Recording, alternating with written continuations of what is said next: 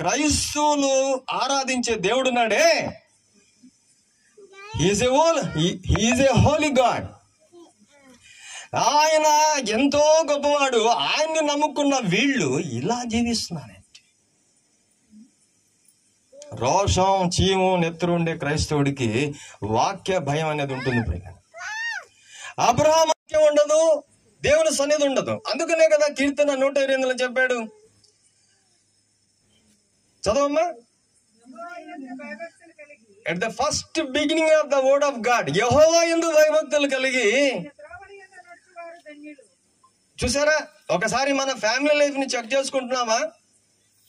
ఎన్నిసార్లు చెప్పినా మారడండి. ఎందుకు మారుతాడు?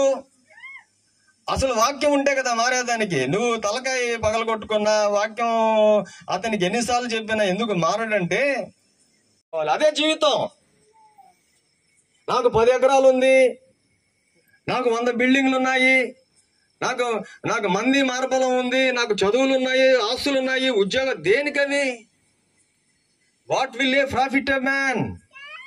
ఈ రాత్రి నీ ప్రాణం కాని పోతే అవన్నీ ఎవడి వర్షం ఆగుతాయి? మనిషి చాలా చాలా చాలా చాలా చాలా చాలా బలహీనుడు ప్రియులారా. యెషయా గ్రంథం 44వ అధ్యాయంలో ఏమని రాసిందంటే,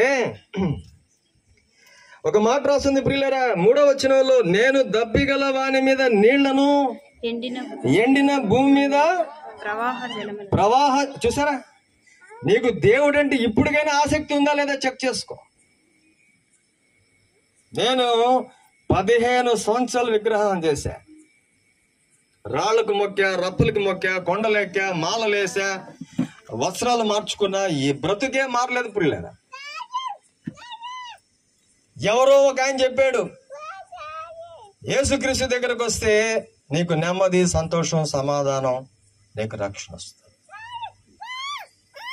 ఒకరోజు ప్రియులారా వెళ్ళడం జరిగింది. వెళ్ళినప్పుడు దేవుడు ఆయన వాక్యం ద్వారా మాట్లాడుతూ ఉంటే, ఎన్ని సంవత్సరాలు మనం ఇదంతా చేశామే, ఇదంతా తిరిగామే, ఏ ఒక్కరోజు కూడా సత్యం గురించి ఇలాంటి మాటలు మనం వినలేదే.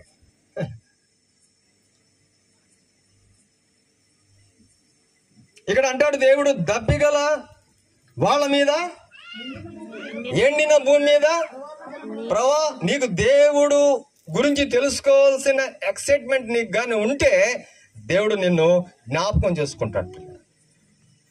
ఈరోజు మనుషుల యొక్క ఎక్సైట్మెంట్ ఏంటో అసలు డబ్బు ఎలా సంపాదించాలా, ఆస్తులు ఎలా కూడబెట్టాలా, ఎవరిని మోసం చేయాలా, ఎవరిది దోచుకుని తినాలా, ఎవరిది లాగి తినాలా. ఇదే ఈరోజు ట్రెండ్.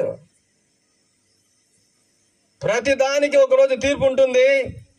మానవుడు చేసిన ప్రతి పాప కార్యానికి దేవుని యొక్క సన్నిధిలో ధవళ సింహాసనం ఎదుట ఒకరోజు నువ్వు చేతులు కట్టుకుని నిలబడాల్సిన దినం వస్తుంది ప్రియులారా. That is the final judgement of day in the book of the revolution. మనం చేసిన పాపం ఎప్పటికీ పోదు, ఎక్కడికి పోదు, మన వాకిట పొంచి ఉంటుంది.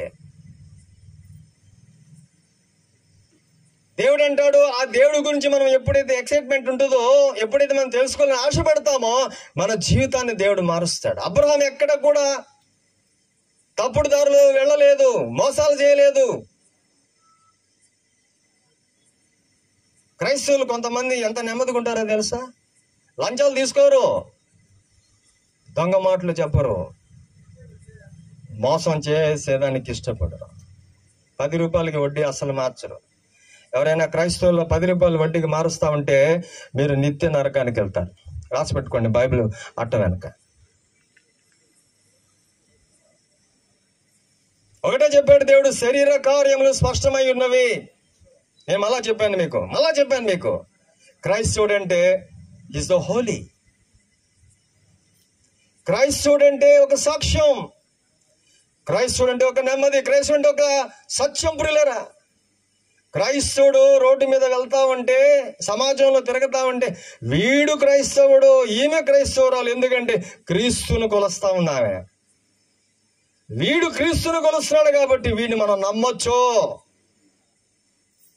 ప్రాన్స్ నోట్లు అవసరం లేదు, చెక్కులు అవసరం లేదు, ఏ తనకాయలు అవసరం లేదు, ఎవరి పూచీకత్తులు, ఎందుకంటే వాడి మాట సత్యం. My God is a truth and sanctify them in the word of God. కాబట్టి ప్రియులరా, ఆ దేవుణ్ణి మనం తెలుసుకున్న తర్వాత ఆ దేవుళ్ళలో ఉండే లక్షణాలన్నీ కూడా మనకు ట్రాన్స్ఫర్మేషన్ అయిపోతాయి. 5 సంవత్సరాలు తాగా నేను మందు, ఒక్కరోజు చెక్ పెట్టేశా. క్రైస్తవులకి అన్యులకి తేడా ఏంటో తెలుసా? ఆ దేవుడు పరిశుద్ధుడు, ఆ దేవుడు ఇచ్చే ఆశీర్వాదం అలాంటిది. ఇక్కడ అంటాడు దేవుడు, ఎండిన ప్రవాహ జలములు. ఎండిన భూమి మీద అంటే ఆ భూమి ఎంత ఎండిపోయి ఉంటుందో, ఎంత థర్స్టీగా ఉంటుందో, ఎంత తహతహలాడుతూ ఉంటుందో, దాని మీద ప్రవాహ జలాలు కుమ్మరిస్తాడంటే దేవుడు. ఈరోజు నక్సలైట్లు మారుతున్నారు, దొంగలు మారుతున్నారు, వ్యభిచారులు మారుతున్నారు, త్రాగుబోతులు మారుతున్నారు, విగ్రహారాధికులు ఎందుకు మారుతున్నారో తెలుసా? ఆ దేవుణ్ణి తెలుసుకున్నప్పుడు. అభ్యంతరాలు వస్తాయి, సువార్త వెళ్ళేటప్పుడు అభ్యంతరాలు వస్తాయి, కోపతాపాలు వస్తాయి, వ్యతిరేకతలు వస్తాయి. అయినా భయపడాల్సిన పనులు. ఎందుకంటే మన వెనక ఇశ్రాయేలు దేవుడు ఉన్నాడు. ఆమేన్. ఆయన ముందు వెనక నడిపిస్తా ఉంటాడు. ఆయన మాట అగ్ని లాంటిది. ఎంతకాలం బ్రతుకుతాం? ఎంతకాలం మూర్ఖంగా ఉంటాం? ఎంతకాలం తిరుగుబాటు చేస్తాం? ప్రియులారా, ఎవరికైనా నువ్వు ఉపయోగమా? దేనికైనా నువ్వు పనికొస్తావా? నేను చెప్పాను, ఫ్యామిలీ అంటే ఫ్యామిలీ లైఫ్ ఉండాలి. ఫ్యామిలీ అంటే ఫ్యామిలీ లైఫ్ ఉండాలి. ఆ ఫ్యామిలీ లైఫ్ లేనప్పుడు ఫ్యామిలీ అనాల్సిన పనే లేదు. సో ఇక్కడ అంటాడు దేవుడు, ఆ ఫ్యామిలీ లైఫ్ లో ఉండే వాళ్ళకి ఏమి ఇస్తాడో తెలుసా? అక్కడ చదవండి, నీకు పుట్టిన వారి మీద